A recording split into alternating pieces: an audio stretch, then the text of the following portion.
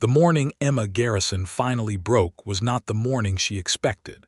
It was a Sunday, as all her worst mornings had been for the past 3 years, and the dust outside the little white chapel in Caldwell, Kansas, was swirling in a way that felt almost mocking, the way the wind picks up right before something changes forever. She was already seated in her pew, the third from the front on the left side, the one with the slight crack running along the armrest that she had traced with her thumbnail so many times she could do it blind.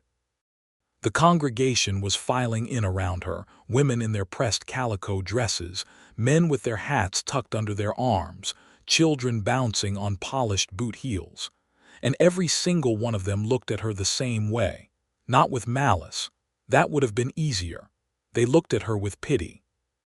Emma felt it like a brand pressed against her sternum, that particular look that the women of Caldwell had perfected, the tilted head, the soft eyes, the corners of the mouth pulled down just barely enough to communicate that they had noticed, again, that Emma Garrison was alone in her pew, and that they were deeply, insufferably sorry about it.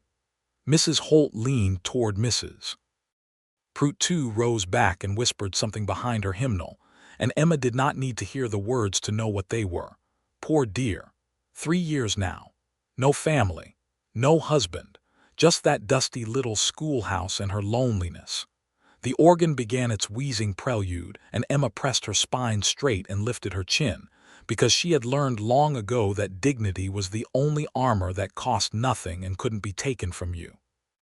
And then the door at the back of the chapel opened with a sound that was somehow louder than everything else, and the whispering that had filled the room faded the way a candle gets snuffed between two wet fingers. Emma didn't turn around. She never turned around, but she felt the shift in the room the way you feel weather changing, the pressure dropping, the attention of 40 people swiveling away from her and toward something behind her. She heard the heavy, deliberate footsteps of a man who was not accustomed to quiet spaces. She heard the lighter, quick pattering of small feet, 2 sets, maybe 3. She heard a child's whispered giggle, immediately hushed. And then the bench beside her groaned under new weight, and a low voice, rough as creek gravel and just as honest, said quietly, "I hope you don't mind, ma'am. Every other pew seems to have claimed the whole row." Emma Garrison turned, and for the first time in 3 years of sitting alone in that cracked-armed pew, she looked directly into the face of a man who was looking back at her like he genuinely wanted to know if she minded. She discovered, to her absolute bewilderment, that she did not mind at all. His name was Gilbert Abbott, though she would not learn that for another 20 minutes when Reverend Cole introduced newcomers from the pulpit. His broad face creasing into the particular beam, he saved for moments he hoped signaled community growth.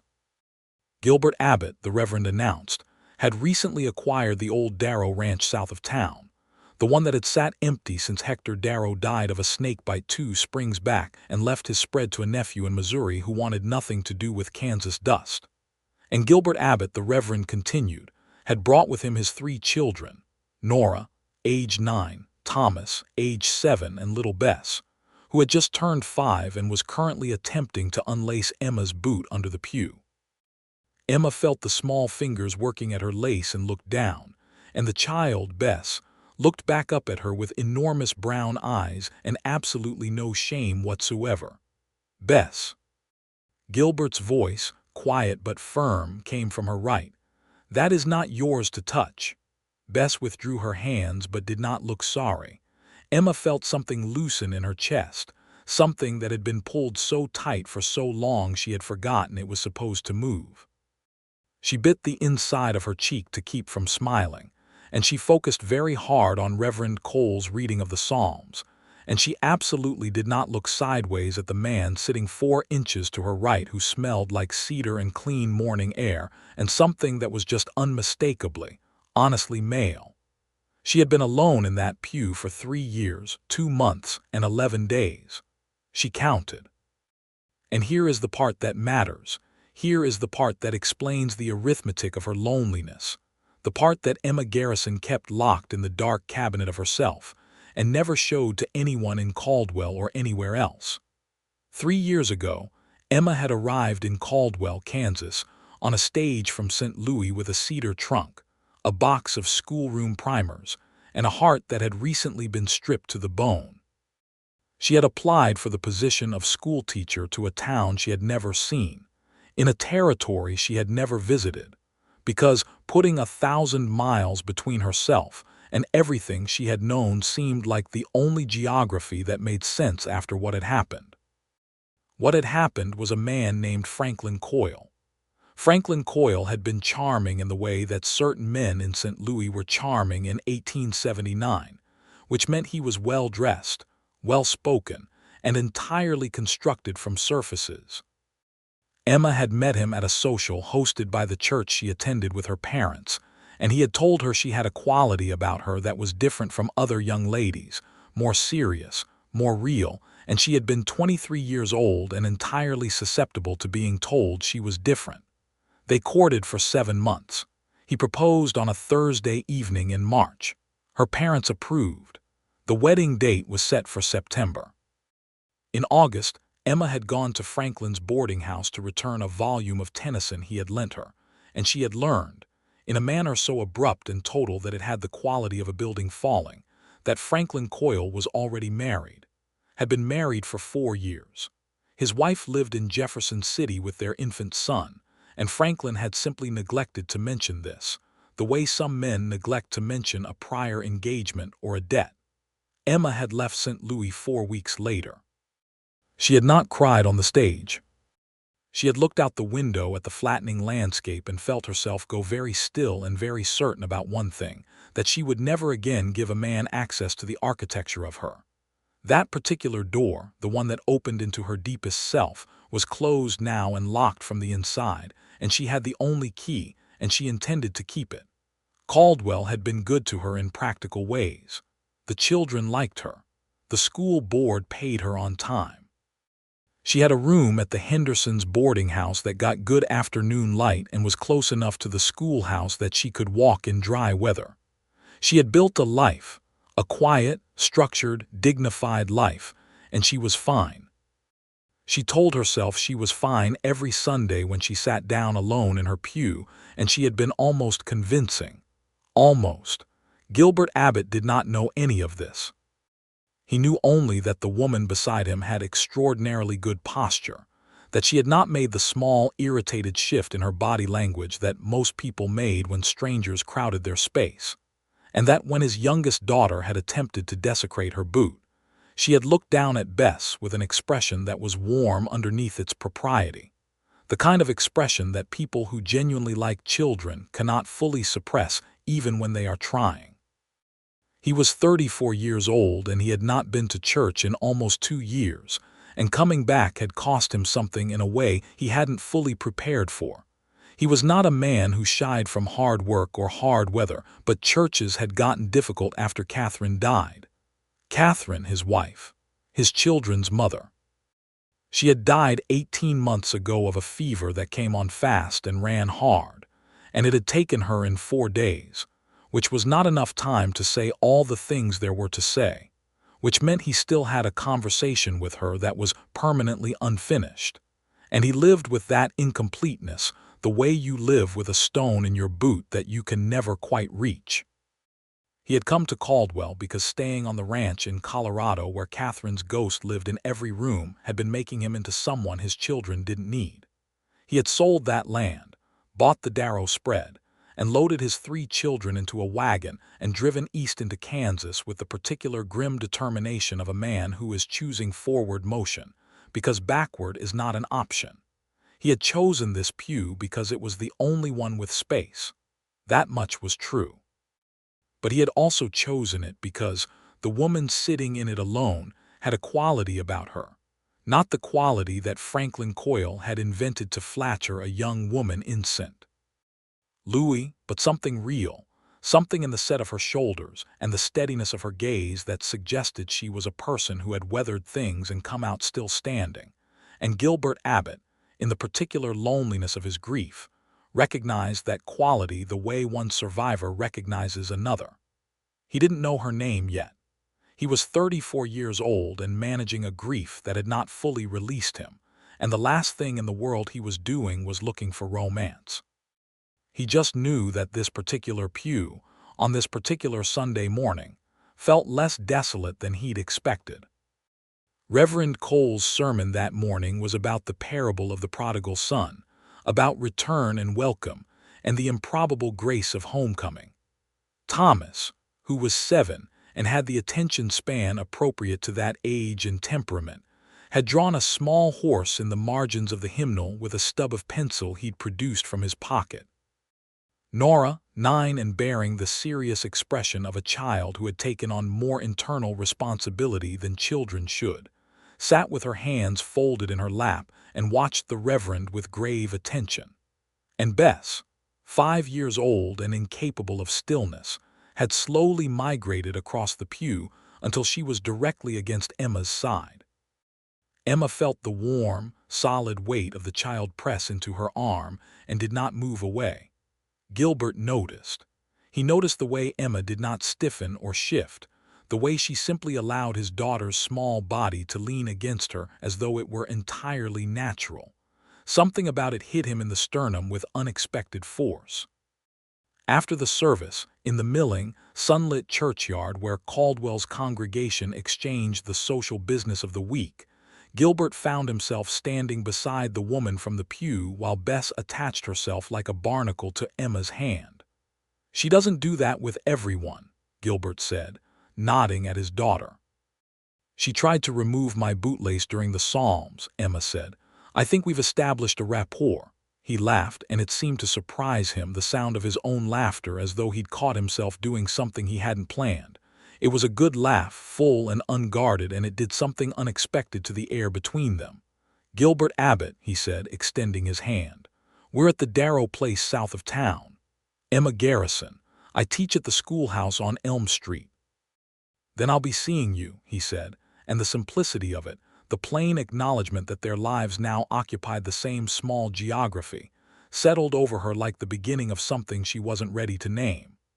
"I expect you will," she said, and gently, carefully, she untangled Bess's grip from her fingers, and she walked home through the Kansas dust with her cedar trunk of feeling still locked, still secure, still hers. But the key, she noticed, felt different in her hand. Nora and Thomas Abbott arrived at Emma's schoolhouse on the first Monday of October, 1882, and within 2 days Emma understood the full measure of what Gilbert Abbott was carrying. Nora was brilliant and quietly furious, the kind of child who does her work perfectly and then sits very still and watches the other children with an expression that is controlled grief pretending to be indifference. Thomas was funny and loud and desperately, transparently seeking approval from every adult in the room, which was the behavior of a child who had lost one of the 2 people whose approval mattered most and was compensating. Emma had been teaching for 6 years. She knew what the absence of a mother looked like in children's work, in their handwriting that got loose and unconcerned at the end of a hard day, in the lunches that were packed with love but not quite right, the bread thick and the apple uncored, evidence of a father doing his best with the wrong hands for certain tasks. She was careful with both of them in the way she was careful with all her students who were carrying something heavy, not with pity, which children detect and resent instantly, but with steadiness, which children who have lost something solid crave beyond almost anything else. She called on Nora for the answers Nora already knew and praised her with specific honesty. She gave Thomas jobs that required energy and noise, which was a mercy to everyone. By the end of the first week, Nora had stopped watching the other children with that controlled grief expression, at least for the hour she was in Emma's classroom, and Thomas had appointed himself the class's official chalk monitor with the gravity of someone given a government post. Emma told herself that her interest in the Abbott children was professional. She told herself this with great conviction all the way through October and well into November, right up until the Tuesday afternoon when Gilbert Abbott appeared at her schoolhouse door at the end of the day, hat in his hands, looking like a man who had rehearsed something and then forgotten it. "Miss Garrison," he said, "I was hoping I might have a word." The other children had gone. Emma was erasing the chalkboard with the particular satisfaction of a day's work concluded. She set down the eraser and turned. "Of course, Mr. Abbott, is everything all right with Nora and Thomas?" "More than all right." He turned his hat in his hands a full rotation. "That's what I wanted to say. They talk about your class at supper. That's new. The talking at supper part." He paused. "We had a quiet period for a while." Emma understood exactly what he was not saying, because understanding what people were not saying was a skill she had developed as a survival mechanism and refined as a teacher. "They're remarkable children," she said, and meant it completely. "They are." Something moved across his face, pride and grief braided so tightly together they were indistinguishable. Their mother would have been delighted by them both. Another pause. She was a teacher herself before. Emma didn't ask before what, she knew. "Then they come by it honestly," she said, and the gentleness in her voice surprised her slightly, the way it arrived without her consciously allowing it. He stayed for another 20 minutes, standing at the doorway with his hat, and talking in the circling, gradual way that people talk when they have something to say and are feeling their way toward it. He told her about the ranch, the work of bringing the Darrow place back to productivity, the cattle he'd brought up from Colorado, the fence lines that needed repair, the well that needed clearing. She told him about the school board's perpetual shortage of primers and her campaign to get 2 new slates for the classroom. They talked the way 2 practical people talk when they discover, incrementally, that the other person is more interesting than expected. He left with his hat still turning in his hands. She watched the window after the door closed, which was something she had not done in 3 years. She told herself it was nothing, just professional courtesy, just 2 adults in a small town being civil to each other. She went home and graded papers and cooked her own supper on the small iron stove in her room and read by lamplight, and at no point did she think extensively about the way his voice dropped in register when he mentioned his wife, or the way he'd looked at her over the heads of his children during the Psalms last Sunday. Not extensively. Sunday came again, because Sunday always comes. Emma was in her pew at her usual time, and the organ was wheezing its prelude, and the door at the back opened, and she heard the sound that she now recognized, the deliberate, even footsteps and the lighter, quick ones, and she felt the warmth in her chest that she was not going to examine too closely. Gilbert slid into the pew beside her and settled his children, and Bess immediately occupied her position against Emma's side, and Thomas produced his pencil stub, and Nora arranged herself with her careful hands and her careful expression, and Reverend Cole opened his Bible, and Emma thought, "This is ordinary. This is just the ordinary thing of shared space." But ordinary things, she was learning, can become extraordinary by repetition. By the 3rd Sunday, she was bringing a small bag of lemon drops for Bess, because she had discovered the previous week that Bess's capacity for stillness improved dramatically with a lemon drop working in her cheek. By the 4th Sunday, Thomas was showing her his hymnal horses with barely concealed pride, and she was telling him quietly that his perspective on the hindquarters needed work, which made him giggle and startled Gilbert into another of those surprised laughs. By the 5th Sunday, she noticed that Gilbert was singing the hymns, not loudly, not confidently, but genuinely, the words low and real in his chest, and it seemed to her like something coming back to life, the way certain plants look utterly dead through winter and then announce themselves with unexpected green. It was Mrs. Prout who named it first, because in a town like Caldwell in 1882, you could not have a thing for 5 weeks before Mrs. Prout named it. She caught Emma at the dry goods store on a Thursday afternoon and said, with the particular smile of a woman who considers herself a matchmaker by divine appointment, "Mr. Abbott seems to find your pew very comfortable." "It's a public pew," Emma said, examining a bolt of blue calico with focused attention. "His children adore you. I'm their teacher." "You brought Bess lemon drops." Emma set down the calico. "Is there something I can help you with, Mrs. Prout?" Mrs. Prout was not deterred by directness. She had weathered 2 decades of frontier marriage and 3 Kansas winters and was not going to be deterred by a schoolteacher's cool manner. "He's a good man, Emma. A genuinely good man, and those are rarer than gold dust in this territory. And you've been alone in that pew for 3 years. And I don't say that to wound you. I say it because I am your neighbor and I notice things and I care." Emma looked at her for a long moment. Mrs. Pruitt's expression held exactly none of the pity she usually could not bear. It held something else, something honest and a little fierce, the look of a woman who means what she says. "I'll think about it," Emma said, which was the most she had given anyone in 3 years, and they both knew it. She did think about it. She thought about it with the same rigorous, uncomfortable honesty she applied to everything, because Emma Garrison did not have the ability to be careless about important things, and this was becoming an important thing whether she had authorized it or not. The facts as she understood them were these. Gilbert Abbott was a widower with 3 young children who needed stability. He was in the first 2 years of a grief that had not yet finished with him, which meant any feeling he might develop toward another person was necessarily tangled up with loss and longing, and the particular danger of confusing comfort for love. Emma herself had a history that made her constitutionally suspicious of her own judgment in romantic matters, a history she had not shared with anyone in Caldwell and did not intend to share. The sensible outcome of thinking about Mrs. Pruitt's observation was to conclude that she should be kind to the Abbott children in her professional capacity as their teacher and civil to Gilbert Abbott as his neighbor in the pew, and that was the appropriate boundary of the thing.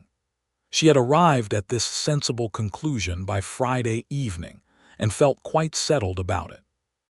On Saturday morning, she was walking to the market when she passed the Caldwell hardware store and saw Gilbert through the window, and he was crouched down at Thomas's level with a serious expression, and Thomas was showing him something in his hand, a small piece of iron, maybe a nail, and Gilbert was listening with the entirety of his attention, the way some fathers listen and many do not, and then he said something and Thomas's face broke open into pure, uncomplicated joy. And something happened to Emma's sensible conclusion that was rather like what happens to a fence in a flood. She kept walking. She kept her face composed. She went to the market and bought her flour and her coffee and her small paper of salt, and she went home, and she sat at her window in the afternoon light and looked at her hands, and she thought about Franklin Coyle, and she thought about the locked door, and she thought about what it meant that the key felt different now, and she arrived at no comfortable conclusion except that she was in a great deal of trouble. The conversation that changed everything happened in December, on a Saturday evening, during the church social that Reverend Cole organized at the beginning of each month. Emma had gone because she always went, because not going would be noticed and commented upon in ways she found more exhausting than attendance. Gilbert was there with Nora and Thomas and Bess, and the children attached themselves to Emma immediately upon arrival with the ease of long habit, and she found herself drawn into their orbit the way you're drawn toward a fire in cold weather, not because you've decided to go near it, but because warmth. The social was the usual combination of pie and gossip, and the 2 or 3 men who always gathered at the far end of any room to discuss cattle prices, and weather with the intense focus of men avoiding small talk. Emma had been helping Bess navigate the dessert table, which required vigilance, when Gilbert appeared at her elbow and said quietly, "Can I talk to you? Not about the children." She looked at him. The lamplight made the angles of his face look deliberate, like something carved with intention. "Of course," she said. They found a corner of the room that was relatively quiet, relative being an optimistic word for a room containing 40 Caldwell residents and a fiddler who was warming up without mercy. Gilbert held his coffee cup in both hands and looked at it for a moment. "I want to be straight with you," he said, "because I have a sense you prefer that." "You're right," she said. "I've been coming to church every Sunday because of you." The directness of it hit her like cold water, the particular quality of a truth that comes at you without warning, The whole congregation is there, she said, which was the closest she could get to a deflection without being dishonest. I know where I've been sitting, he said. She looked at her own coffee cup. Mr. Abbott, Gilbert. She took a breath. I'm not in a position to. She stopped. She started again. I have reasons for the way I live that are mine alone, and I haven't shared them with anyone here. You don't have to share them with me. I think I would need to, she said, and the honesty of it surprised her the moment it was out, because it was true, she realized. She could not allow anything to develop between herself and a person who did not know what they were allowing in. He was quiet for a moment. The fiddler had found his tuning and was sawing through a melody that bounced off the low ceiling. I lost my wife 18 months ago, Gilbert said. I moved my children to a new state. I am nowhere near having my life arranged the way I want it, and I'm not asking you for anything arranged. I'm asking if I can take you for a walk some Sunday afternoon after church when the weather isn't punishing. That's the whole ask. Emma looked at him then directly, with the full force of the attention she usually kept turned sideways from things that frightened her. He looked back without pretense, without performance. Just a man. Just this particular man, tired and honest and real. Yes, she said. Yes, you can. The first walk was 3 Sundays later, on a December afternoon that was cold but clear, the sky the hard blue of winter at its most sincere. Nora and Thomas were left with a neighbor's family for 2 hours, and Bess, who could not be left anywhere without creating an international incident, came with them, striding between Emma and Gilbert with her mittened hands swinging. They walked south along the creek, where the cottonwoods had shed their leaves and stood silver and spare against the sky. They talked in the careful, exploratory way that 2 intelligent people talk when they are taking the measure of each other and both know it. Emma asked about Colorado, about the ranch he'd sold, about how he'd come to ranching in the first place. He told her he'd grown up in Missouri farming tobacco with his father, that he'd come west after the war, that he'd built the Colorado operation from 3 head of cattle and a leaky cabin, that Catherine had come out from Ohio to teach school, and they'd met in a similar way, actually, a Sunday pew in a small-town church. That seems to be a pattern for you, Emma said, and felt immediately that she'd said too much, but Gilbert smiled at her sideways without any heat in it, just warmth. Maybe I'm a creature of habit, he said. Bess was throwing rocks at the creek with aggressive enthusiasm. Emma watched her and said, she has your stubbornness. My stubbornness, he said. That's generous. Her mother would have called it something more colorful. It was the first time he'd mentioned Catherine in a way that held lightness rather than only weight, and Emma recognized the significance of that, understood it as a sign of something healing rather than something raw. What was she like? Emma asked. If you want to say. He considered this for a long time, watching Bess terrorize the creek. She was impatient, he said. Not unkind, but she wanted things done and done right and done now, which is how 3 head of cattle became a real operation in 4 years. She laughed loudly, and she thought most people were not as smart as they thought they were, which was usually correct. She was a good mother. A pause. The children miss her in ways they don't say out loud. I know, Emma said. I see it in their work. He looked at her quickly. Nora holds herself very controlled, Emma said. Like a person carrying a full cup and afraid to spill. Thomas performs brightness. They're both managing grief with the tools children have, which are limited. They're both going to be fine, but they need. She stopped. What? His voice was careful. They need someone to tell them it's all right to put the cup down sometimes, she said. Not to replace anything or anyone, just to tell them it's all right. The silence between them held something delicate and enormous. Bess had abandoned rocks and was now examining something in the mud with intense scientific interest. You're good at this, Gilbert said quietly, at seeing people. I had reasons to learn, Emma said, and left it there, and he did not push. They walked back as the sun dropped, long shadows stretching across the dead grass, and when they reached the point where Emma's path diverged from his, Gilbert stopped and took off his hat and held it, that gesture she had already begun to know as his. Would you come to dinner at the ranch next Saturday, he said. The children would like it, I would like it. Emma thought of her sensible conclusion, that fence in the flood. Yes, she said again. The dinner was chaotic in the best possible way, which Emma had not expected. She had anticipated something formal, something managed, but the Abbott Ranch house at 6 o'clock on a Saturday was 3 children in various stages of evening energy, a dog named Corporal that Gilbert had neglected to mention, and a dinner of roasted chicken and bread that was slightly burned at the bottom because, as Thomas explained seriously, his father had been distracted by Corporal getting into the flour sack. Nora set the table with the focused efficiency of a child who had taken on household responsibility too young and could not yet relinquish it, which Emma noted and felt a familiar ache over. Thomas had appointed himself the narrator of the family, providing real-time commentary on everything that happened. Bess sat next to Emma and periodically offered her bites of food from her own fork with the generosity of a person who does not fully understand about individual utensils. Gilbert moved around his kitchen with the competent, slightly distracted energy of a man who is managing more than the immediate task. He brought food to the table and refilled water glasses and redirected Corporal twice, and at one point he caught Emma's eye across the table, and something passed between them that was domestic and warm and slightly terrifying in its naturalness. After supper, Emma helped with the dishes while Gilbert settled the younger children toward bed. Nora lingered in the kitchen under the pretense of drying, and Emma knew without being told that the girl had something to say and was working up to it.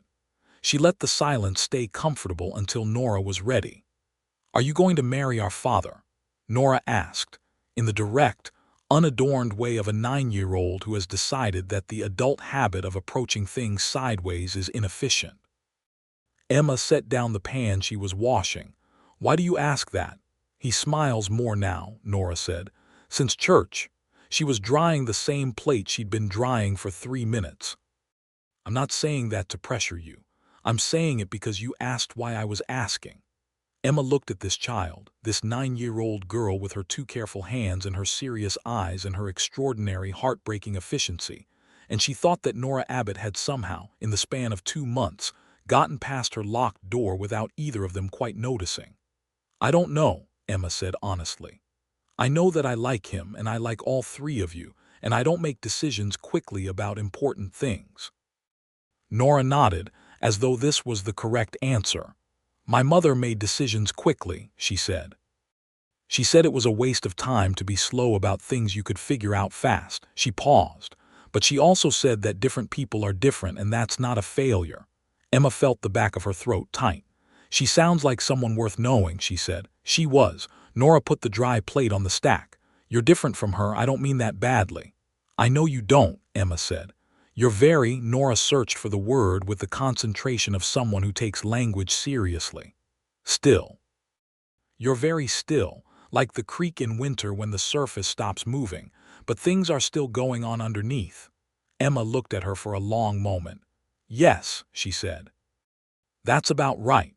Nora nodded again, decisive. "I think that's okay," she said, and took her plate and went to bed. Emma stood at the wash basin in Gilbert Abbott's kitchen and looked at the dark square of window and thought about frozen creeks and what moves beneath them. And for the first time in 3 years, she did not feel that the door was locked so much as simply closed, and that there might be a difference. Gilbert came back to the kitchen and found her standing at the window and said, "She talked to you, didn't she?" "She did." "I apologize. Don't apologize," Emma said. "She's remarkable, you know she's remarkable." "I do." He came to stand beside her at the window, looking out at the same dark Kansas night. "She worries about me. She's too young to worry about me and I can't seem to get her to stop. She will when she believes you're all right." "Am I?" The question was quiet and genuine and not entirely about the present moment. Emma looked at his profile in the lamplight. "I think you're getting there," she said, and the kindness in her own voice was no longer something she was restraining. The moment stretched between them, warm and careful, and then Bess called from down the hall in a voice that suggested apocalyptic urgency, and Gilbert went to manage it. And Emma dried her hands on the kitchen cloth and thought about what it felt like to be inside a house that was lived in and imperfect and full, and how long it had been since she'd felt that. She told him about Franklin Coyle in January. It had not been planned. They had been taking their Sunday walks regularly now through the cold weeks, Bess between them, the older children occasionally joining when they wanted to. And the walks had become the thing that the week organized itself around without Emma's explicit consent. She and Gilbert had arrived at a territory of conversation that was intimate without being stated, the kind of knowing that builds between two people who are paying careful attention to each other. She told him on a Sunday when the temperature had dropped, and they'd abandoned the creek walk for the interior of the church, staying late in the empty pew after the congregation dispersed, Bess asleep against Emma's side like a small, trusting anchor. She told him plainly the way she did everything without embellishment or request for sympathy. Franklin Coyle, the 7 months, the lie. The August morning and the door of the boarding house, and the dismantling of something she'd spent 23 years building, the decision to lock herself away from that particular vulnerability. Gilbert listened the entire time without interrupting, which was what she needed and what she had not known she would get until he gave it. When she finished, he was quiet for a moment. Outside, a horse was being led past the church, its hooves deliberate on the frozen ground. "He stole something from you," Gilbert said. "Not you were foolish to trust him, not you'll find love again, just the plain naming of the crime." "Yes," she said, "and you've been living like it was your fault." It was not a question. She felt the accuracy of it the way you feel something precise, a key in the right lock. "I've been living like it was a lesson," she said. "What was the lesson?" She looked at Bess, asleep against her side. "That I was wrong about my own judgment," she said. "That the door to that part of me needed a guard." And now, he was looking at her with the same quality of attention she had noticed the first Sunday, the genuinely interested attention of a person who wants to know the real answer. "And now," she said slowly, "I'm not sure the door needed a guard so much as a better lock, one that I could open from the inside if I decided to." The silence held its breath. "I'm not going to push on any door," Gilbert said. "I want you to know that. I'm sitting in this pew because I want to be here, and I'll sit here every Sunday regardless." "I know," she said, and she did know. That was the extraordinary thing, the terrifying, extraordinary thing she knew. Bess stirred and murmured something and resettled, her small fingers finding Emma's hand in her sleep and closing around it. And Emma looked at those small fingers and felt something give way inside her that had been braced for 3 years, and she said very quietly, "Gilbert, yes, I think I'm falling in love with you." The words existed in the empty church in the Kansas winter, and there was nothing arch or strategic about them, just the bare, honest, terrifying fact. Gilbert Abbott looked at Emma Garrison for a long time with an expression that was complicated and clear at the same time, grief and gratitude and something newly warm all moving together across his face. "I think I've been falling in love with you since you let Bess lean against you during the Psalms," he said. "And I have been frightened of that for months, because I didn't think I was allowed to feel that yet, and because I was afraid of what it would mean if you didn't feel anything in return. You were afraid of me." The slight incredulousness in her voice came out before she could manage it. "Thoroughly," he said, and the honesty of it made her breathe out a laugh, and his face changed in that way it did, all the way to his eyes. He reached across the sleeping Bess and found Emma's free hand and held it, and it was the simplest gesture in the world, two people finding each other's hands in a cold church, and it contained everything. The months that followed were not without their complications, because life in Caldwell in 1883 did not suspend itself to accommodate romance, and there were harder moments woven into the tenderness. There was the matter of certain members of the community, who considered a schoolteacher courting a widower rancher to be appropriate business for public commentary. The Caldwell Courier, which considered itself the cultural conscience of the county, ran a small item in February noting that Miss Emma Garrison, the schoolteacher, had been seen in the company of Mr. Gilbert Abbott on multiple Sunday afternoons, and while the item was not explicitly disapproving, it had the quality of a public accounting, and Emma felt the weight of being watched and assessed. She handled it the way she handled everything that tried to diminish her, by not diminishing. She went about her work and her life with the same composure she'd worn since she arrived, and she let the gossip be gossip, and she trusted that the people who mattered would see what they needed to see. There was also the harder, private matter of Nora's grief, which surfaced unexpectedly in February during a school day when Emma was reviewing reading assignments and found a composition Nora had written. The prompt had been to describe a place that mattered to them, and Nora had written about her mother's kitchen in Colorado, every detail precise and heartbreaking, the blue curtains and the smell of bread and the particular way the afternoon light came through the window, and at the bottom of the page, in smaller letters, almost an afterthought, she had written, "I don't know if it's all right to love somewhere you can never go back to." Emma kept the composition after class and had Nora stay behind, and she sat down at the desk next to the girl's desk and said, "Yes, it is all right, it is more than all right. The loving of it is yours and it doesn't go anywhere just because you can't go back." Nora looked at the desk surface. "Does it hurt less?" "It changes," Emma said carefully. "It doesn't disappear, but it changes into something you can carry without it being the heaviest thing you own. That takes time." "How long?" "Different for everyone." Emma paused. "But the fact that you can write about it the way you did, with that much detail and that much feeling, tells me that you're not shutting it away. That's important." "That's the right way through." Nora looked up at her. Something shifted in the girl's careful expression. "Did something happen to you?" she asked. "That you had to carry?" Emma held her gaze. "Yes," she said simply. "Something that hurt a great deal, and I carried it the wrong way for a while." "What was the wrong way?" "Shutting the door on all of it," Emma said, "feeling the loss and deciding not to feel anything else either." Nora was quiet for a moment. "Then, and then." "And then," Emma said, "someone sat down in my pew." Nora looked at her for a long, searching moment. Then she nodded, very slightly, and gathered her things, and went out into the schoolyard, and Emma watched her go and felt that the girl was going to be, in all the ways that mattered, genuinely all right. Gilbert proposed on the first Sunday of April, 1883, which was his timing and his way, because Gilbert Abbott had proved to be the kind of man who did things on his own terms at the right moment rather than at the expected moment. He did not propose in the churchyard or during a walk or at a dinner. He proposed in the schoolroom on a Friday afternoon after the children had gone home.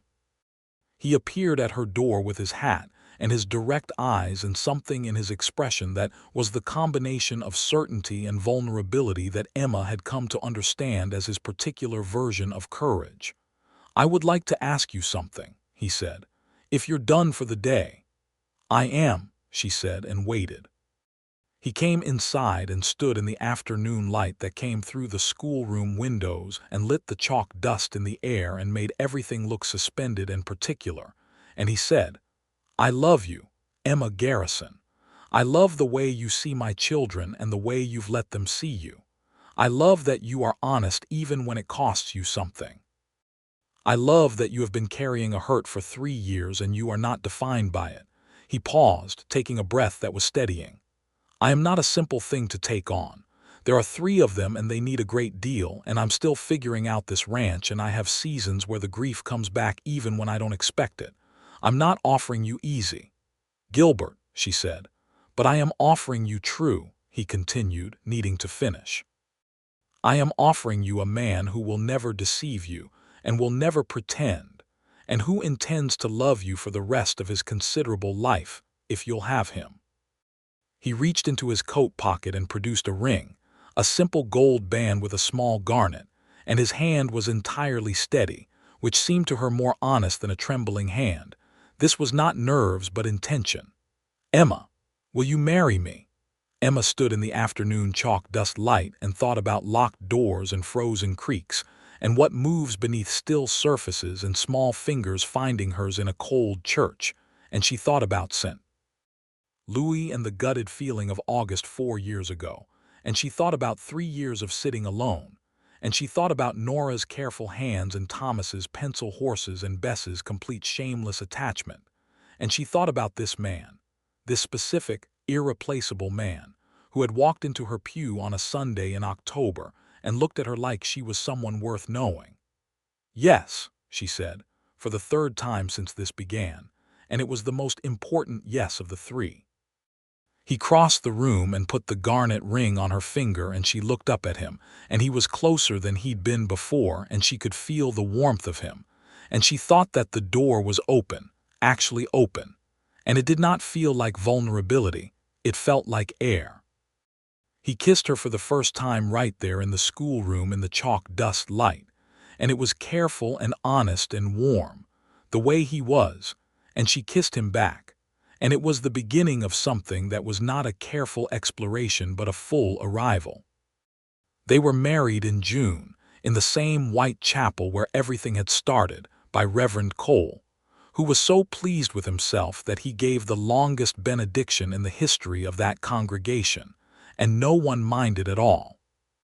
It was a warm morning, the Kansas sky doing that thing it does in early summer where it goes enormous and blue and generous, and the cottonwoods along the creek were fully dressed and moving in a soft breeze, and Emma walked to the front of that church in a dress the color of cream with small lavender flowers at the collar, and the congregation was there, all of them, Mrs. Holt and Mrs.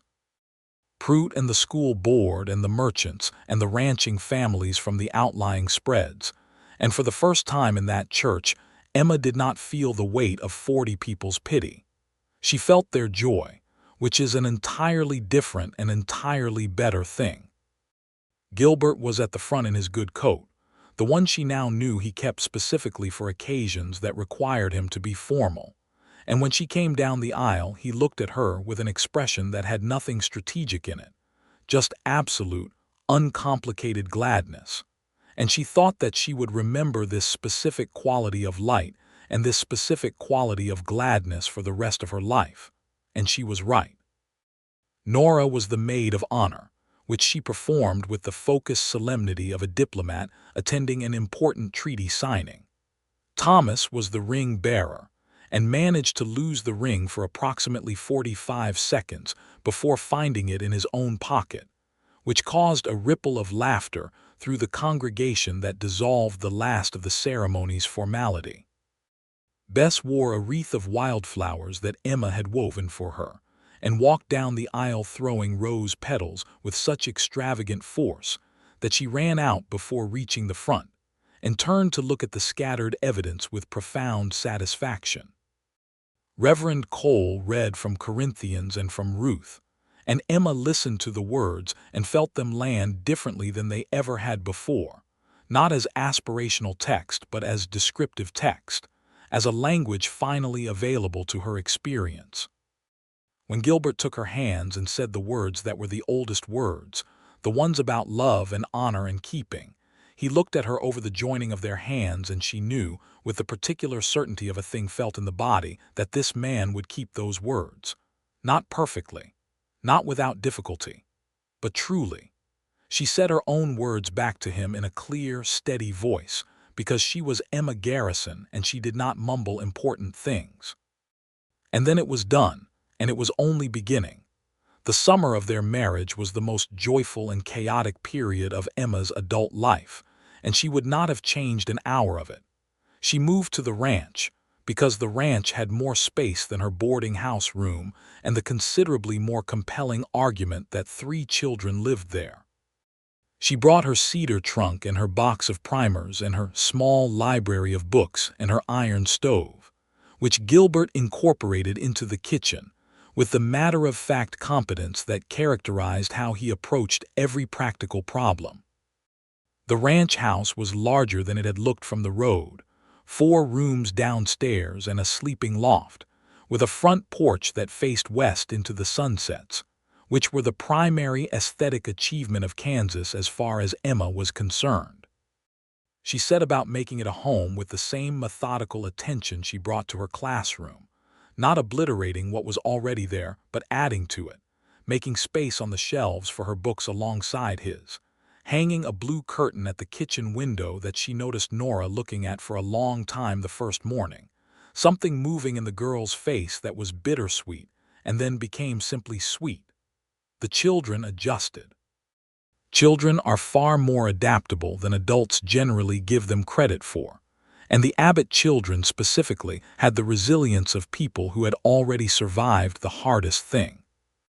Nora came home from school each day and did her homework at the kitchen table while Emma prepared supper, and they talked, quietly and companionably, about books and school and the small daily textures of life, and the careful quality gradually left Nora's expression, the constant management of the full cup, and was replaced by something more at ease. Thomas had decided that Emma was the optimal audience for every thought he had, which was a great many thoughts, and he delivered them at full volume throughout the day on weekends, and in concentrated bursts during the school week and over supper, and at entirely random moments. Gilbert told Emma privately that Thomas had been quiet for most of the 18 months since Catherine died, and that the restoration of his volume was something Gilbert was still adjusting to, but was enormously grateful for. Bess had decided, without consultation, that Emma was her person, a declaration so total and so unambiguous that there was really no negotiating it. She appeared at Emma's side throughout the day with the regularity of a very small, very loyal shadow, and she shared her thoughts and her rocks and her findings from the yard and her opinions on all subjects with the absolute conviction of someone whose perspective the world has been waiting for. Emma loved all three of them in a way that had arrived fully formed rather than incrementally, the way some feelings do, not a slow warming but a recognition, like remembering something you didn't know you knew. She also, it turned out, loved ranching life in ways she had not anticipated. She loved the scale of the land, the way it insisted on your smallness in a way she found clarifying rather than diminishing. She loved the rhythm of it, the seasons having real consequences, the work being visible and particular, the cattle being actual cattle and not abstraction. She was not a natural horsewoman, a deficiency she applied herself to correcting with the grim, systematic approach she applied to all her deficiencies, and by September she could ride passably, and by the following spring she could ride well, and Gilbert taught her himself, which was its own kind of closeness. The first year of their marriage had the usual difficulties that first years have, the adjustments and surprises and moments of friction that come with two people learning to share the interior geography of a life. Emma's particular form of self-containment sometimes read to Gilbert as distance when it was in fact just her way of processing things internally before speaking, and there were evenings early on where he would ask her what was wrong, and she would say nothing honestly, having already resolved the thing internally, and he would not quite believe her, having a different process himself. They learned to tell each other this. Emma learned to say, "I'm working something out. Give me an hour," rather than sitting quiet and having him wonder. Gilbert learned to believe her when she said it. These are small negotiations, but they are not small in consequence, and they made both of them better at the daily work of loving. There was one harder thing, a thing they had not spoken of explicitly before the marriage, which arrived with its full weight in the autumn of their first year together.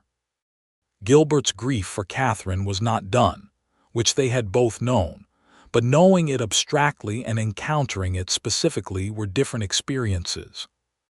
There were nights when he was quiet in a particular way that Emma had learned to recognize, not the quiet of his natural reserve but a different quality, turned inward and back, and she would sit with him and not require anything, because she had learned from 3 years of managing her own interior that the right thing in those moments is not solution but presence.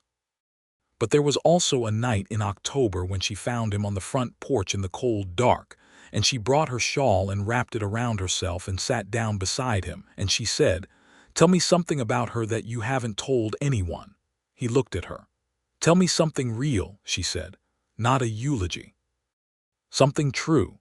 He was quiet for a long time, then he said, "She was terrible at apologies. She would rather do a kind thing than say a sorry thing. So when she'd been short with me or unfair about something, she'd appear later with coffee made exactly the way I liked it, or she'd fix the thing I'd mentioned needing fixing, and that was her apology. It took me 2 years to understand what she was doing. A pause. I used to get frustrated that she wouldn't just say it. Now I'd give a great deal to have one more cup of coffee that meant sorry. Emma listened to this and felt the realness of it, the specific texture of a grief that is for a particular person, not an abstraction. She sounds like someone who loved you in her own exact language, Emma said. Yes, he said, she did. I love you differently than she did, Emma said, and I'm not trying to love you the same way. I just want you to know that there's room in this life for both things, missing her and having this. He turned and looked at her in the dark, and what was in his face was complicated and full and deeply grateful. I know that, he said. That you've given me that room. That's not a small thing, Emma. It's not, she agreed, because she was not in the habit of pretending things were smaller than they were. But it's not a sacrifice. It's just the truth of things. He took her hand, and they sat on the porch in the cold October dark. And eventually they went in together, and the grief didn't disappear, but it had been named and witnessed, which changes its weight. The following spring brought news that made Gilbert look at Emma with an expression of wonder that she found deeply, helplessly endearing. She was pregnant. She told him on a Thursday morning at the kitchen table while the children were doing morning chores, told him with the factual clarity she brought to everything important, and then watched his face go through 4 or 5 rapid configurations before settling on something so purely happy that it was almost painful to look at directly. He stood up and came around the table and held her face in both his hands, and he looked at her for a long moment with that expression, and then he kissed her forehead and her cheek and her temple with a tenderness so complete that she felt it all the way through. And she thought that this was something she had not known she was allowed to want, this specific weight of being loved by this specific man, and that she was glad she had not finished locking all the doors before he found her. The children were told at supper, and the responses were entirely characteristic. Nora went still and then precise, asking about the practical implications with the efficiency of a 9-year-old preparing for operational change. Thomas immediately suggested names, 9 of them in rapid succession, all of which were horses or explorers. Bess threw her arms around Emma with such totality that she nearly upset the table, and announced that she wanted a sister, a preference she stated approximately every other day for the following months, with the conviction of a person whose opinion has been solicited. Emma continued to teach through the spring, because she was Emma Garrison, and she was not going to let her students go without a teacher because she was expecting. And the school board, after some initial discussion driven primarily by Mrs. Mortimer, who believed pregnancy was a private matter best addressed by not being visible, was persuaded by the argument that no qualified replacement was available, and that Miss Garrison's, Mrs. Abbott's, effectiveness as a teacher was not diminished by her condition. She rode less as the months progressed, which she resented in a way she couldn't quite make logical, and Gilbert managed the transition with the diplomatic skill of a man who understood that telling Emma to do less was not an approach with a good outcome, and instead simply arranged things so that the heavy work was done before she could get to it. Their son was born in November of 1883, early on a Tuesday morning, in the same bedroom where Bess had been born 4 years earlier as it happened, which was a coincidence that Gilbert found moving in a way he couldn't entirely articulate. The birth was hard but not dangerous, attended by the Caldwell midwife, Mrs. Reeves, who had been doing this work for 20 years and had the calm authority of a person who has seen everything. They named him William Henry Abbott. He arrived with dark hair and his father's broad hands and an enormous voice that announced itself at 6 in the morning and woke every Abbott in the house, including Nora, who appeared in the bedroom doorway with her hair loose and her eyes wide and looked at the baby her father was holding and said, in a voice that had all the careful management temporarily stripped away, "Oh, oh, he's so small. He's loud for his size," Thomas said from behind her. "All Abbotts are," Gilbert said, and looked at Emma over the baby's head with an expression that she put in the permanent archive of the most important things she had ever seen on a human face. Bess's reaction to the baby's gender was a brief and heartfelt disappointment expressed over approximately one breakfast, after which she appointed herself the baby's primary guardian and spent large portions of each day standing next to his basket with a proprietary expression, informing anyone who came near the correct protocol for interacting with William. The years that followed were full, which is the right word for them, not easy, because the ranch was hard work and the weather was difficult, and there were seasons of loss and difficulty the way there are in any real life. There was a hard winter in 1885 that took half the cattle herd and required Gilbert and Emma to reconstruct their plans from the foundation. There was the year that Thomas broke his arm in a fall, and it healed wrong the first time and had to be broken and reset, which was the worst 2 hours Emma had ever spent, holding her son's hand while the doctor did what needed to be done, and Thomas was brave with a completeness that made her throat lock. There was the year that Nora, now 14, wrote a letter to a school in Wichita that offered teacher training, and asked Emma with a formality that was covering the nakedness of her wanting whether Emma thought she ought to apply. Emma told her yes with such immediate certainty that Nora blinked, and Emma then sat down with her and helped her write the letter. And when the acceptance came in March, the celebration at the Abbott table was louder than any in recent memory. Through all of it, through the hard seasons and the good ones, through William's first steps and his first words and the particular wildness of him at 3, through Thomas's gradual settling into a young man who had his father's easy competence and his mother's earnest humor, through Bess's extraordinary and ongoing career as the most opinionated person in Caldwell County, through the ordinary extraordinary days of a life built from honest material.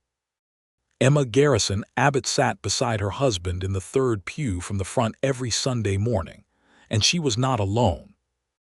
They were 5 in that pew, and then 6, because in 1886 Emma was pregnant again, and this time she told Gilbert in the church itself, leaning close during the collection plate to say quietly, "I believe William is going to have company," and she felt him go still for one heartbeat, and then turned to look at her with that gladness, that full, uncomplicated, irreplaceable gladness, right there in the middle of Reverend Cole's sermon on the miracle of the loaves and fishes.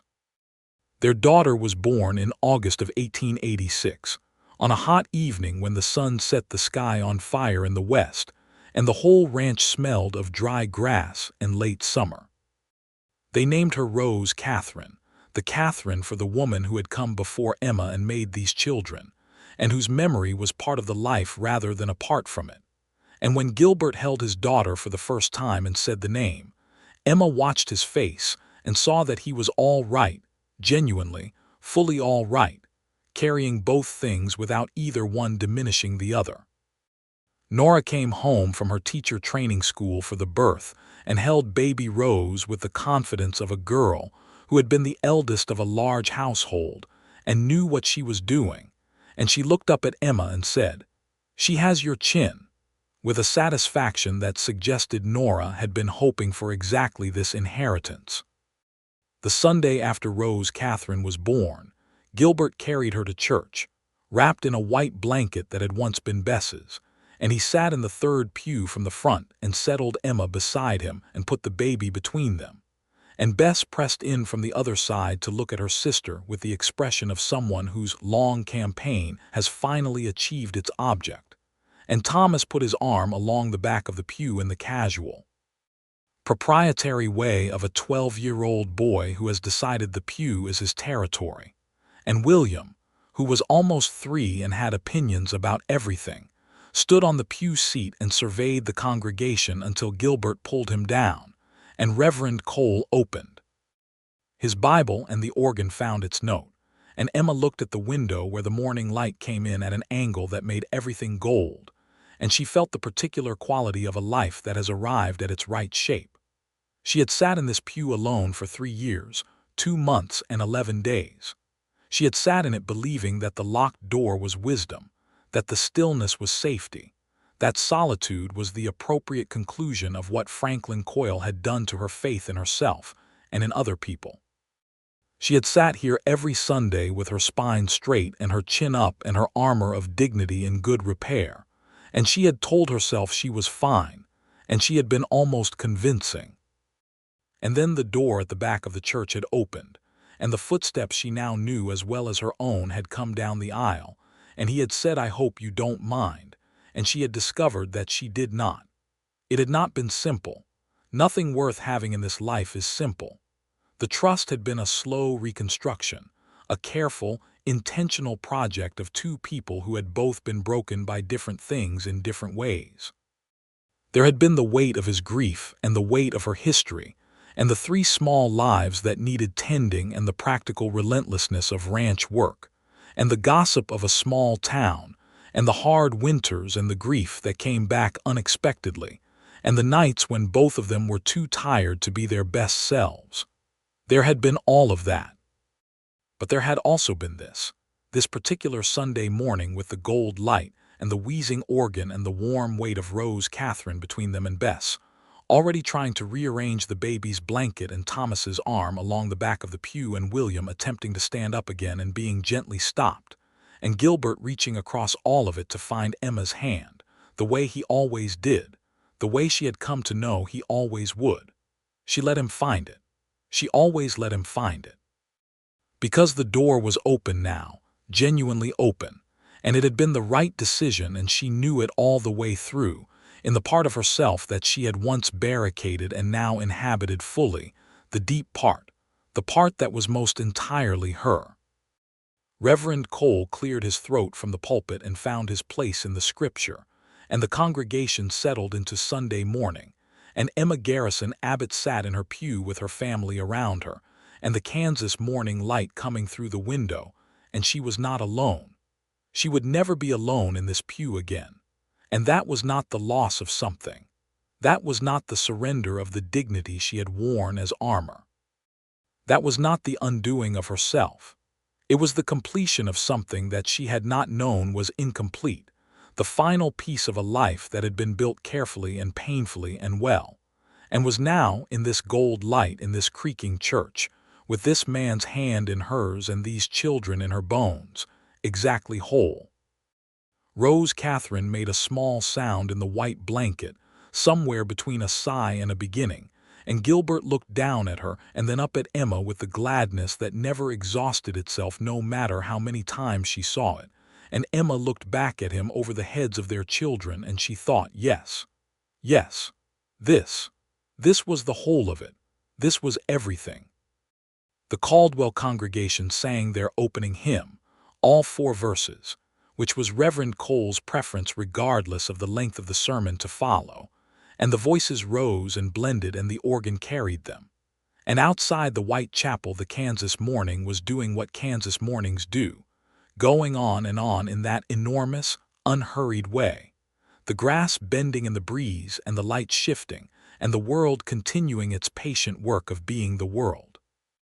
And in the 3rd pew from the front, the cracked arm pew, the one that had held a woman's loneliness for 3 years and now held a family of 6, Emma Garrison Abbott traced the familiar crack in the armrest with her thumbnail and felt, instead of the distance she had once felt in that gesture, only the texture of a place that had become hers, that was hers, that had always somehow been waiting for exactly this arrangement of people to make it what it was always supposed to be.